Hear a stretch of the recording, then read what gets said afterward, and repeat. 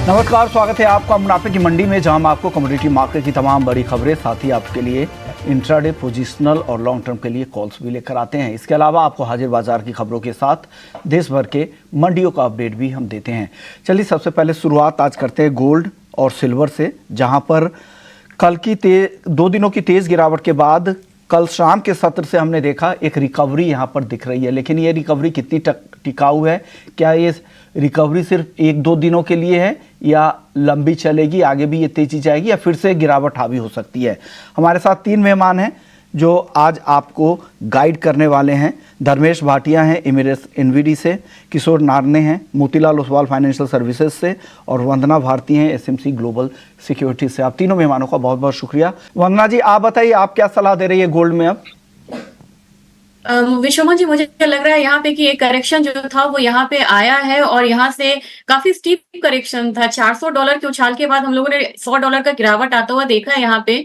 तो एक बाउंस यहाँ पे बन रहा है आज के दिन में, और कल ही ये इंडिकेशंस आ गए थे बाउंस के, और डेटा पे फिर से मार्केट जो है कॉन्सेंट्रेट कर रही है कि डेटा किस तरीके का है।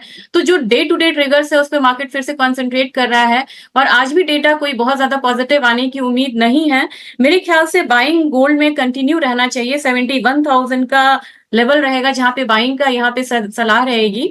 टारगेट होगा 71,300 का, स्टॉप लॉस लगाना चाहिए 70,900 का। और मेरे ख्याल से कल भी डेटा यहाँ पे वीक है, जीडीपी नंबर्स यहाँ पे वीक आने हैं यूएस के, तो एक जो बाउंस है वो यहाँ पे आ सकता है गोल्ड में, लेकिन लिमिटेड अब अपसाइड है गोल्ड में। तो आपकी भी सलाह खरीदारी की है। वंदना जी, सहमत हैं आप भी? बिल्कुल, मुझे लग रहा है कि 86,000 की कमोडिटी अब यहाँ पे 80,800 के करीब है, तो एक तो बाउंस यहाँ पे बन रहा है। और टेक्निकली भी यहाँ पे मुझे लग रहा है कि चार्ट पे कि एक बाउंस यहाँ पे दिखेगा 80,600 के करीब, यहाँ पे 800 के करीब यहाँ पे बाइंग की सलाह रहेगी। 81,400 का टारगेट होगा।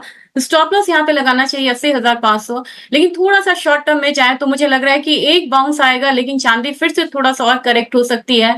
तो कोई भी पोजीशन को यहाँ पे ओवरनाइट कैरी करने की सलाह नहीं है। ओके, तो ये इंट्राडे के लिए कॉल है, ये ध्यान रखिएगा। 81,400 के टारगेट के लिए आप इसे आज के लिए ये कॉल है, इसे कैरी ना करें। लंबी तेजी हालांकि ये भी नहीं कह रहे थे, टेक्निकल पुल बैक की बातचीत कर रहे थे, और वीरेंद्र जी भी यही सुबह कह रहे थे कि एक दायरे में दिख रहा है 6,700 से 7,050 का, और जिस लेवल पे आप यहाँ पर बेचने की सलाह दे उसी आसपास का उनका टारगेट है, किशोर जी का भी। और 6,900 जो आपका टारगेट है सेल कॉल में, ये इनका बाइंग लेवल है उस पे ही। तो एक दायरे का बाजार आप कह सकते हैं। आप किस साइड प्ले करना चाहेंगी वंदना जी? किस साइड की ट्रेड की सलाह दे रही हैं आप क्रूड में? मुझे लग रहा है कि एक पुल बैक यहाँ पे आना चाहिए, और आज इन्वेंट्री पे काफी रिएक्शंस आएंगे, क्योंकि ऑलरेडी हम लोगों ने कल आता हुआ देखा है। आज के दिन में मुझे लग रहा है कि 6950 के करीब एक छोटी सी बाइंग बन रही है। 7,000 का यहाँ पे टारगेट होगा। स्टॉप लॉस लगाना चाहिए 6925 का। मुझे भी लग रहा है कि 7,000 से 7,050 तक एक अपसाइड देखने को मिलेगा। बाद में जाके हम इसमें एक करेक्शन देख सकते हैं हायर लेवल पे। तो ये व्यू है, बिल्कुल सिमिलर व्यू है, बहुत ज़्यादा कंफ्यूजन नहीं है। भले ही सेल कॉल आपको दिख रहा हो तो ऊपर की तरफ सेल है। जो टारगेट है वंदना जी के या किशोर जी के, उसी आसपास में ऊपर में यहाँ पर बेचने की सलाह है धर्मेश जी की तरफ से। ब्रेक के बाद आपका स्वागत है और बात कर लेते हैं बेस मेटल्स की, जहां पर जबरदस्त तेजी दिख रही है। कल हालांकि कुछ मुनाफा वसूली दिख रही थी, लेकिन फिर से शाम के सत्र में रिकवरी लौटी और आज वो तेजी कंटिन्यू हो रही है। जिंक 250 के ऊपर, कॉपर 850 के बेहद करीब, एल्युमिनियम अब 237 रुपए के ऊपर है और लेड 190 रुपए के ऊपर। वंदना जी, क्या पसंद है आपको मेटल्स में? मुझे लग रहा है कि कॉपर में अच्छा पुलबैक आया है और काफी गिरावट भी आई थी, तो यहाँ पे जो बाइंग है कंटिन्यू रह सकती है। हालांकि डेटा यहाँ पे नेगेटिव है थोड़ा सा, तो जो अपसाइड है केप्ट रहेगा। ओवरऑल मुझे लग रहा है कि 847 के करीब यहाँ पे बाय करना चाहिए। 852 का टारगेट रखना चाहिए। स्टॉप लॉस लगाना चाहिए 845 का। जो रैली है 855 तक करीब जा सकती है, वहां पे एक हॉल्ट आता हुआ देख सकते हैं हम।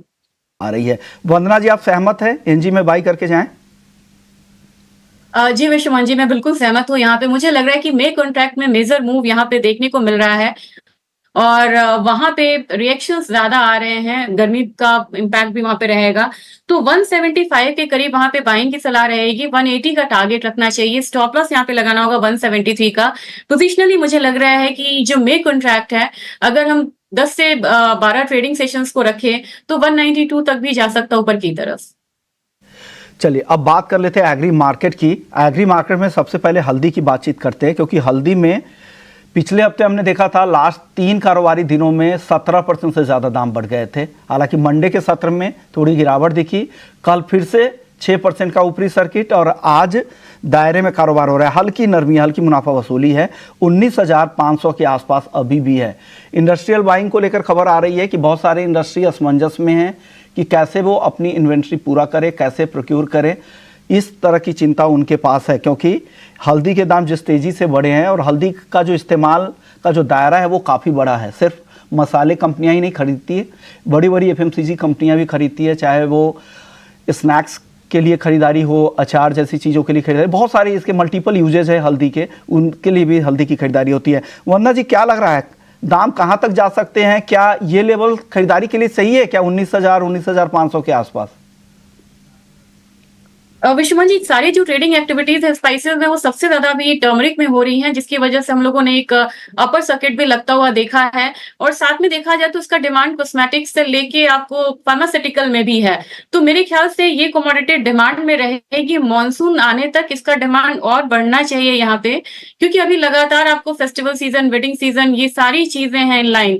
तो यहाँ पे मैं बहुत गिरावट की संभावना तो नहीं देख रही हूँ टर्मरिक में। मुझे लग रहा है कि 19,300 के करीब फिर से बाइंग करना चाहिए जून कॉन्ट्रैक्ट को, और अपसाइड में मुझे लग रहा है 19,800 तक आ सकता है। तो स्टॉप लॉस यहाँ पे 19,100 का लगाना चाहिए, और ये जो साइकोलॉजिकल लेवल है 20,000 का, उसको भी ये टच कर सकती है। लेकिन स्ट्रिक्ट स्टॉप लॉस के साथ यहाँ पे रिकमेंडेड है कि ये स्ट्रैटेजीज को अपनाया जाए। वंदना जी, जीरा बताइए क्या करना चाहिए? जीरा, क्या ये जो आज रिकवरी दिख रही है 1% से ज़्यादा की, कल भी तेजी दिखी थी 22,500, क्या अब थक जाएगा जीरा यहाँ से? क्योंकि जिस तरह के अराइवल्स की नंबर्स आ रहे हैं राजस्थान से, गुजरात से, वो बम्पर अराइवल्स, इंटरनेशनल सप्लाई भी इस बार काफ़ी ज़्यादा रहने वाली है, 3-3, 4-4 गुना ज़्यादा सोइंग हुई है टर्की और चाइना में। क्या लग रहा है आपको, जीरे में इस बार बहुत तेज़ी नहीं है क्या? वो तेजी तो अब मुझे नहीं लग रहा है कि यहाँ पे रिपीट होगी, लेकिन कैरी फॉरवर्ड का यहाँ पे थोड़ा सा फर्क आएगा, जो थोड़ा सा कम है यहाँ पे। तो मेरे ख्याल से विश्वमोहन जी, मुझे लग रहा है कि 21,000 20,000 स्पॉट मार्केट हो या फ्यूचर्स हो, ये एक बेस बना चुका है और वहां से बार बार हम अपसाइड आता हुआ देख रहे हैं। यानी कि 20,000 के करीब एक कमोडिटी टिकती नहीं है, बार बार वहां से एक बाइंग क्रिएट होता है। अभी मुझे लग रहा है कि जो मे कॉन्ट्रैक्ट है 22,500 के करीब ट्रेड हो रहा है, थोड़ी सी बाइंग यहाँ पे और है। 22,500 पे भी खरीदते हैं तो 22,850 का टारगेट रख सकते हैं, 22,350 का स्टॉप लॉस लगा सकते हैं। लेकिन इसमें ध्यान में रखना होगा कि अराइवल्स काफी ज्यादा है यहाँ पे, तो 23,500 के करीब वहां पे एक प्रॉफिट बुकिंग आता हुआ भी देख सकते हैं। तेजी है लेकिन लंबी तेजी अभी जीरे में नहीं है। इसको देख के अगर स्ट्रैटेजी हम बनाएं और रेंज में ट्रेड करें तो मेरे ख्याल से ये बेहतर स्ट्रैटेजी हो सकती है।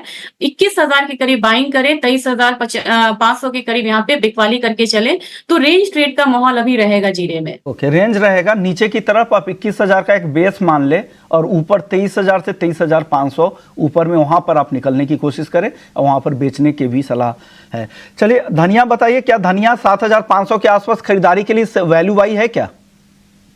वंदना जी, मुझे लग रहा है कि नेक्स्ट बाइंग, जी विश्वमान जी, मुझे लग रहा है नेक्स्ट बाइंग अब यहाँ पे धनिये में ही आएगी, क्योंकि अब ट्रेड एक्टिविटीज इसमें हो सकती हैं।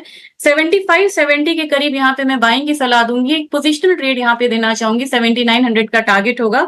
स्टॉप लॉस यहाँ पे 74-80 का लगा के चल सकते हैं। मुझे लग रहा है कि डाउनसाइड रिस्क कम है, अपसाइड पोटेंशियल इस कमोडिटी में ज्यादा है, क्योंकि यहाँ पे जो सप्लाई साइड है एज कम्पेयर टू टर्मरिक या जीरा कह सकते हैं, यहाँ पे कम है।